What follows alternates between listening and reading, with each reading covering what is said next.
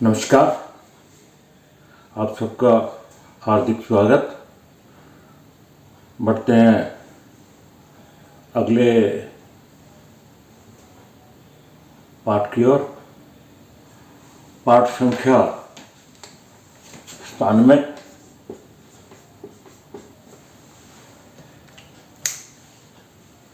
पाठ संख्या 96 में हमने धन भाव के जो श्लोक हैं उनकी व्याख्या शुरू की थी और उसी को आगे बढ़ाते हुए इस पाठ में भी हम धन भाव के कुछ श्लोक लिए हैं। ये जो सारे श्लोक हैं पराशर जी महाराज के ग्रंथ से लिए गए हैं। आप भी वहाँ जाकर धन भाव का जो अध्याय है उसमें जाकर इसको पढ़ सकते हैं, अपना अध्ययन स्वयं भी कर सकते हैं। बढ़ते हैं अगले श्लोक की ओर। 3 श्लोक हमने 96 पाठ संख्या में किए थे। अब 3 श्लोक यहाँ हम थोड़े श्लोक ले रहे हैं ताकि बात आपको समझ आ जाए। एक ही पाठ में सभी श्लोक 10, 11, 12 लें तो उचित नहीं होगा। जो चौथा श्लोक है धन भाव का, उसमें क्या कहते हैं पराशर जी महाराज? धनेशे लाभ भावस्थे लाभेशे व धन गते। हम सबको मालूम है कौन से भाव का नाम क्या है। एक एक शब्दों से हमने शुरुआत में ही इनके बारे में बता दिया था और जिनको अभी तक नहीं मालूम वो अब पता चल जाएगा। ये है हमारा धन भाव और ये है लाभ भाव। क्या कह रहे हैं? धनेशे लाभ भावस्थे। धनेशे धन भाव का स्वामी। यहाँ कोई भी राशि हो, मेष से लेकर मीन तक। मेष है तो मंगल, वृष है तो शुक्र, मिथुन है तो बुध, कर्क है तो चंद्रमा, सिंह है तो सूर्य, जो भी इसमें राशि है इत्यादि वगैरह, उसका जो स्वामी है कहाँ गया है? धनेशे लाभ भावस्थे। इस लाभ स्थान में चला गया। इसका स्वामी कहाँ चला गया? यहाँ चला गया। आगे क्या है? लाभेशे व धन गते। और इसका स्वामी, इसमें जो राशि स्थित है उसका जो स्वामी कहाँ आ गया? यहाँ पे आ गया। इसका अर्थ क्या हुआ?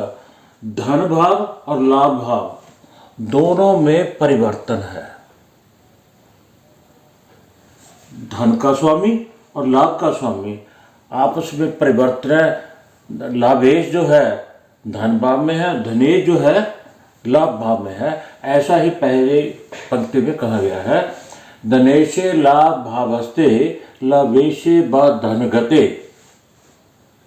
धन स्थान का स्वामी अगर लाभ भाव में गया हो और लाभ भाव का स्वामी और धन स्थान में गया हो, आगे क्या? तबु भाव केंद्र कोणस्थे। क्या है? अगर ऐसा नहीं है, अगर ये परिवर्तन का योग नहीं है तो फिर क्या है? तब भाव अरे कोण केंद्र कोणस्थ है। केंद्र कोणस्थ है। ये चारों भाव 1, 2, 3, 4 केंद्र और कोण 5वां और 9वां। अगर ये आपस में परिवर्तन नहीं करते तो क्या है? ये केंद्र और त्रिकोण में स्थित हो। दोनों इकट्ठे भी हो सकते हैं, दोनों अलग भी हो सकते हैं। ऐसा कोई नहीं कहा। तो वह कोण केंद्र कोणस्थ है। दोनों केंद्र में या त्रिकोण में हो। अकेले भी हो सकते हैं, इकट्ठे भी हो सकते हैं। कौन? धन का स्वामी और लाभ का स्वामी। पहली कंडीशन क्या थी? धन का स्वामी लाभ भाव में और लाभ का स्वामी धन भाव में हो। अगर ऐसा नहीं है तो क्या है? ये दोनों केंद्र या त्रिकोण में गए हुए हों तो क्या होगा? धनवान सा नरो भवेत। ऐसा जातक, ऐसा इंसान धन से भरपूर होगा, धनवान होगा, अमीर होगा। देखिए, व्याख्या जो है आपके सामने डी चार्ट आता है वो आपने करनी है।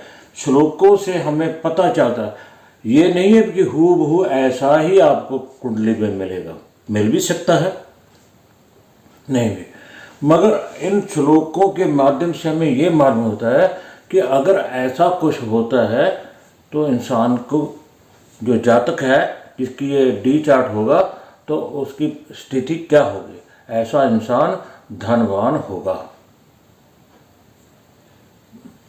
तो दूसरे श्लोक में क्या लिखा है,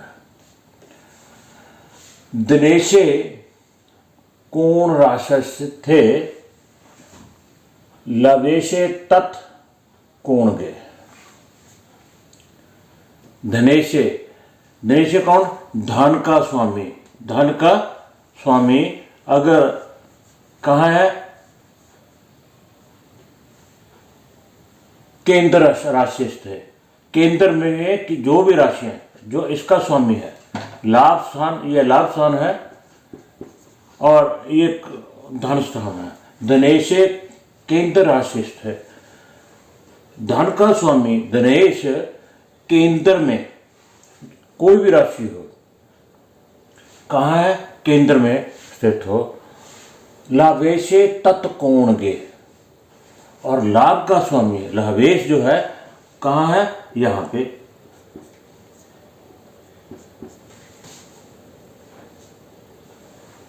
धन का स्वामी केंद्र में है, लाभ का स्वामी कोण में है, यहां भी हो सकता है क्योंकि 1, 5, 9 ये कोण भाव है, 1, 4, 7, 10 ये जो है केंद्र भाव है।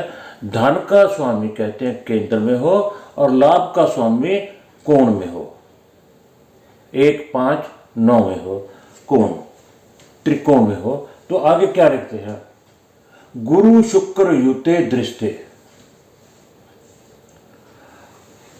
धन भाव का स्वामी, लाभ भाव का स्वामी, जरूरी नहीं कि शुभ हो, कोई अशुभ ग्रह, अगर यहाँ मेष राशि है तो मंगल है, या मकर या कुंभ राशि है तो शनि है, सिंह राशि है तो सूर्य है।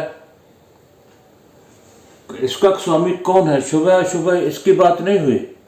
बात यह है कि धन का स्वामी केंद्र में हो, किसी भी राशि में हो, और लाभ का स्वामी त्रिकोण में हो, और उनको गुरु और शुक्र दृष्टि दे रहे हो या उनके साथ युति हो।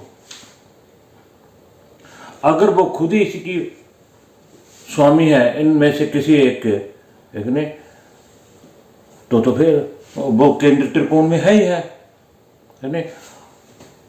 गुरु शुक्र युते दृष्टे, अगर गुरु और शुक्र उनके साथ युति है या कहीं से भी उनको दृष्टि दे रहे हैं, धन लाभ मुरी दिएत, ऐसा इंसान धनवान होगा। हमें ये कहना चाहिए कि ऐसा इंसान जो है वो अमीर होगा, धनवान होगा, पैसे में अमीर होगा, सरमाएदार होगा। क्या बोला, एक बार फिर रिपीट करते हैं, धनेशे केंद्र राशिस्ते लाभेश तत्कोणगे, धन का स्वामी केंद्र में हो और लाभ का स्वामी कोण में हो, गुरु शुक्र युते दृष्टे, और गुरु और शुक्र की उनके ऊपर दृष्टि हो या उनके साथ युति हो, तो ऐसे इंसान जो है धनवान कहते हैं। अगली श्लोक में देखिए क्या कह रहे हैं प्राश्य जी महाराज, धनेशो रूपु रिपु भावस्थो। अब बात जो है उन्होंने बोला है रिपु, रिपु भाव कौन सा होता है। सबसे पहले हमें ये देख लेना चाहिए कि रिपु भाव कौन सा है। धनेशो रिपु भावस्थो लाभेश तद गतो यदि, तद गतो यदि, रिपु, रिपु भाव है छठा भाव, इसे रिपु भाव कहते हैं। ये धन भाव है, ये लाभ है। रिपु भाव छठे भाव को कहते हैं। धनेशो रिपु भावस्थो, इस भाव का स्वामी अगर छठे भाव में अगर चला गया, लाभेश तदगतो यदि, और लाभ का स्वामी भी वहीं चला गया, तदगतो यदि, धन का स्वामी छठे भाव में, लाभ का स्वामी भी छठे भाव में, किसी भी भावेश का 6, 8, 12 में जाना ठीक नहीं कहा गया। यहाँ तो लाभ का स्वामी भी हो गया और धन का स्वामी भी हो गया, दोनों कहाँ चले गए? छठे में चले गए। जब ऐसा है तभी हमारे मन में आ जाना चाहिए कुछ ना कुछ गड़बड़ है, कुछ ना कुछ इंसान के साथ गलत है। और अगली पंक्ति में क्या कहा गया है? धनायो पाप युक्तो व दृष्टो निर्दन एव स। धनायो, धनायो का धन का जो भाव है और धन स्थान पे पाप युक्तो, और यहां पे कोई अशुभ ग्रह है, यहां पर कोई अशुभ ग्रह है। बात दृष्टो, या अगर यहां बैठा नहीं है तो कोई भी ग्रह उसको, अशुभ ग्रह उसको देख रहा हो, धन भाव को देख रहा हो। धनायो पाप युक्तो व दृष्टो, धन भाव में या तो कोई अशुभ ग्रह बैठा है या उसको कोई दृष्टि दे रहा है ना। निर्धन एव स, ऐसे इंसान को हम निर्धन कहेंगे। धन के मामले उसे गरीब कहेंगे, उसके पास उचित धन नहीं होगा, अपने परिवार का पालन पोषण करने का यथा सम जो है धन, वो भी कमाना उसके लिए मुश्किल होगा। किसके लिए? धनेशो रिपु भावस्तो लाभेशे तदगता यदि, अगर धन भाव का स्वामी छठे में चला गया, छठे से क्या मिलता है? रोग ऋण शत्रु। लाभ स्थान का भी स्वामी चला गया, अरे कोई काम के लिए बैंक से या किसी कंपनी से लोन ले लिया, रोग ऋण शत्रु, लेकिन वो उतार ही नहीं पाएगा। रोग ऋण शत्रु यहाँ से, या फिर बीमारी पे लग गया, या कोई लड़ाई झगड़े हो गए, उस पर खर्च कोर्ट कचहरी में लग गया, लिटिगेशन में लग गया। धन भाव का स्वामी, धन तो संचित होगा ही नहीं जब लाभ ही यहाँ, लवेश ही यहाँ आ गया। और ऊपर से धन भाव के अंदर कोई पाप ग्रह बैठा है या पापी ग्रह उसको देख रहा है ना, तो ऐसा इंसान जो है निर्धन एव स, ऐसा इंसान निर्धन होगा। सो इस पाठ में इतना ही। अगले पाठ में धन भाव के ही कुछ और श्लोक की व्याख्या करेंगे। आप सबका बहुत बहुत धन्यवाद।